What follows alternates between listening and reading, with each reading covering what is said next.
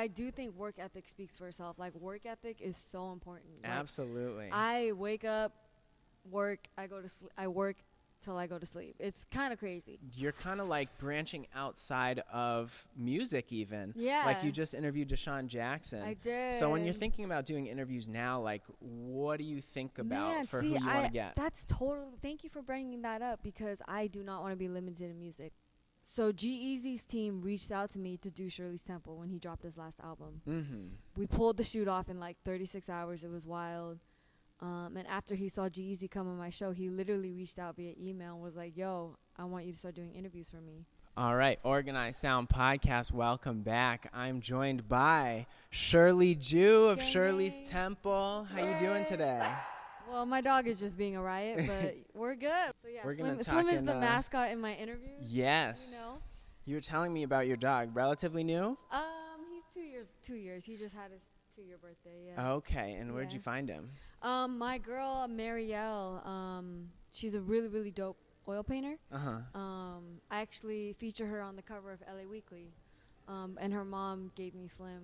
Her mom breeded Shih Tzus at the time. That's a really nice gift, and it worked out. I feel like you guys have bonded. Yeah, I mean, Slim changed my whole life. If anyone is lonely or going through mental health stuff, get you a dog, because Slim changed my whole life. Changes the vibe. Yeah, I was telling you, I have a very similar size dog in my apartment, and we were just hanging out yesterday on the couch chilling, and yeah, there's just something really nice about that. Right, I love it. I want to talk about your work, though. Man, I hate talking about myself, but yeah, I do. Why is that? I don't know. I have a really crazy story, to be honest. Like, wild story. I never thought I'd be here now, but I don't know. Even on my show, like, I don't really like to disclose information about myself. So, where did things start for you in terms of like journalism? That's interesting. I honestly can't pinpoint exactly when. I know 2014 I had my first on-camera interview with Ty Dolla $ign. Oh, wow. It was for True Magazine. But to be honest, I know I started writing for Hot New Hip Hop, and then I really got my start at Hip Hop DX. Okay. Shout out to Justin Hunt. I remember going in for an editorial intern interview, and he gave me an assignment to write about Meek Mill, and I was like, what? I love Meek Mill. Let's go. And you know, I went to UCLA. I transferred from UCSB, but I could always write. So gotcha. that's kind of how I got to exercise my passion for music. And so you went to school for writing when you were going to school? No. I actually, man, I was a lost soul. Hopping some majors and just kind of. I was like going to the career counselors trying to figure out what the fuck I was gonna do. Can I cuss on here? Yes. Okay. And eventually, music just took over, but I was really confused for the majority of my life, I would say. Okay, so for somebody who's also in that state, I think that's a lot of young people, though, especially now in this time where it feels like careers are changing, and you know the careers that existed when you graduate high school. Are they even going to be around in 20 years? Right. So, like, what is it important to learn? What is it important to study? What's your advice for somebody who's also kind of like trying to find what they're passionate about? Honestly, just work hard. Like, whatever you're doing, I was a server for 9 years. Like, just work hard. Like, and don't be afraid to like shoot your shot. Like, I shot my shot.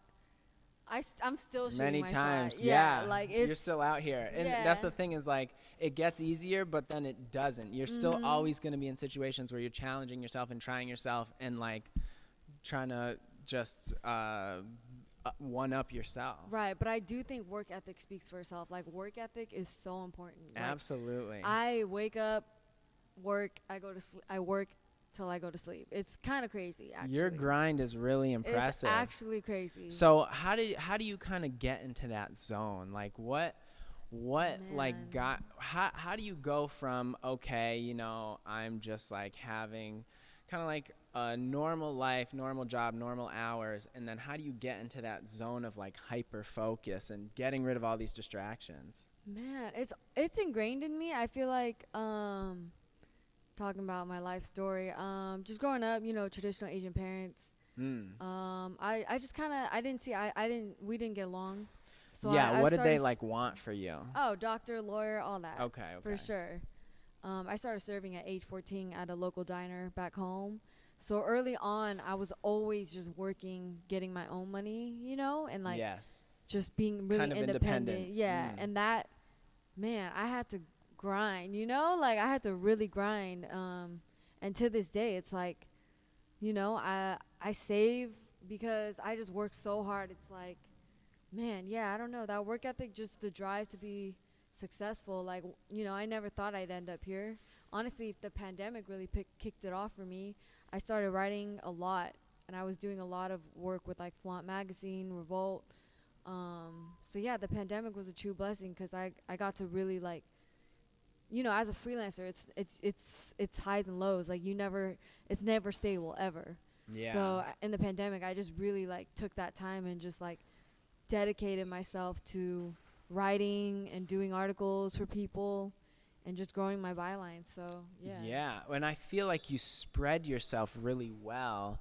I was just watching some of the stuff you did for VLAD TV. Oh yeah. How did that partnership come about? That's crazy. That's a crazy story, y'all. I love telling this story because to me, even looking back, I'm like, wow, this really happened.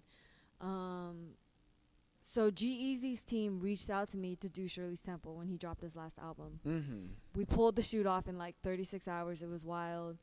And after he saw G-Eazy come on my show, he literally reached out via email and was like, yo, I want you to start doing interviews for me. Yeah. We had a call, and it was crazy after that. I literally just did 4 interviews in a row. I did Fred Joe Star, Southside, Corrupt, and Joe Boy in a 4-day span. Mind you, it takes hours to prep for one interview. So sure, the it's research. like the grind is insane, but also Vlad is an incredible human being, and I'm super grateful to be working with him. I feel like a lot of people write him off because he may have a bad reputation in the industry, but Vlad is an incredible human being, and that is the GOAT when it comes to interviews. And his work speaks for itself, like this cachet he has of hip-hop history. What kind of sparked your passion for like hip-hop? Eminem, man. Wow. I was an Yeah. angry 8th grader. And he was feeding the you, Eminem feeding show, your soul. I just remember putting on my headphones and just tuning everything else out. Also, why I named Slim for Slim Shady. Yes, Okay, exactly. okay. He's the real Slim Shih Tzu on Instagram. The real Look how Slim cute Shih he Tzu. is. That's Nope, amazing. That didn't mean come down, buddy. All right, whatever. Okay, and then how has it been just like living in LA? How do you compare that to the Bay? And I mean, I'm gonna be honest. There's nothing lifestyle left in the here? Bay for me. Okay. Yeah, so I feel like LA is definitely home. I've definitely had my moments where I'm like, wow, I don't want to be here anymore. You know, the industry can be taxing for sure. Yeah. But at the end of the day, this is where work is. Like, people come to LA, you know? To get all this type of work done, Yeah. right? To do a little press tour, to do everything for sure. On the promo side of things. I want to talk about Shirley's Temple, and Yeah. you've done some amazing interviews there. I was looking at the first interview was like a P&B Rock interview, which I think was gonna be for DX, and then like you ended up getting it. That's the first video on your channel. That's funny. The P&B Rock story is funny. That Yeah. wasn't for Shirley's Temple. Okay, but okay. It was funny because that was my first time at South by Southwest. Yeah. We had done a whole interview. This is when P&B just got signed. He was really popping with Selfish. Yes. And the yes. audio didn't save, so we had to run it all the way back. Ooh. Yeah, it was crazy. It was funny, but he did it. He was a But good he sport. was a good spirit. He was a good sport, yeah. I guess Shirley's Temple now, you've evolved. I really like the Trippie Redd interview I want to talk That about. was my second ever That Shirley's was Temple. the second ever Shirley's Temple. Second episode ever, and that was probably one of my best conversations. Yeah, I think that's his best interview because he's somebody who it's hard for him to be comfortable, and Right. you created that environment for Totally. him, and you just got like the best content out of him. Thank you. I appreciate for sure. that. I want to talk about you're kind of like branching outside of music even. Yeah. Like you just interviewed Deshaun Jackson. I did. So when you're thinking about doing interviews now, like what do you think about Man, for see, who you want to get? That's totally. Thank you for bringing that up because I do not want to be limited in music. Like, I had an all-athlete shoot. I had the Professor, Ricky Williams, and Deshaun Jackson. That was probably my favorite shoot, just because, man, you know, those are all legends to me. They're Yeah. all legends, and Right, in I their just- respective fields. Yeah, I don't want to be limited to music. I want to do fashion. I want to do film. I want to do sports. I want to do it all. Yes, I'm I here think to do it all. you want to document culture. Yeah. And yeah, culture is just so broad now, and I think social media has become the great equalizer of like, you know, everybody's just out here in the playing field. The other thing is you offered me this drink. We're going to definitely get it on camera. Thank you. We've got Shirley's Temple. So it's not my soda, but they sponsor my show. Shout out Soda to Hollywood Pop. Shirley Temple Soda. Okay. Yeah. And okay, what's this flavor here? Are there You different know Shirley flavors? Temple. Okay, Yeah, right. you know the that Sprite with the well- grenadine. Do you know Millie's? I just interviewed him for VLAD. Okay. Yeah. I just edited. So I told you I was working at DX too. He Yeah. came and did DX for Blanco 5, and yeah, I was editing that interview. And He's a great. yes, so high energy and Yes, just like that's a what I was real gonna say. like a born leader almost. Yeah. Upgrading your whole brand, right? Because Shirley's Temple is a whole studio setup, and you have assistants at this point. What's that level you got to where you said, I need to bring other people in and make this a bigger thing? Well, yeah. I mean, to be honest, Jennifer, shout out to Jennifer. She helped me get the sign, and that was like a good rack. And I was like, Yeah. after that, let's go. So Right. her team helped me really start off Shirley's Temple. I definitely, and I have a small team, you know, producer, editor. So, yeah. Nice. And then tell me about YouTube Shorts now, because that's kind of like the new kind of content piece on the block. Yeah. What's your experience been with that? I personally am too busy to be on YouTube Shorts, but I do post shorts every day. Someone told me to help grow my subscriber base to do that.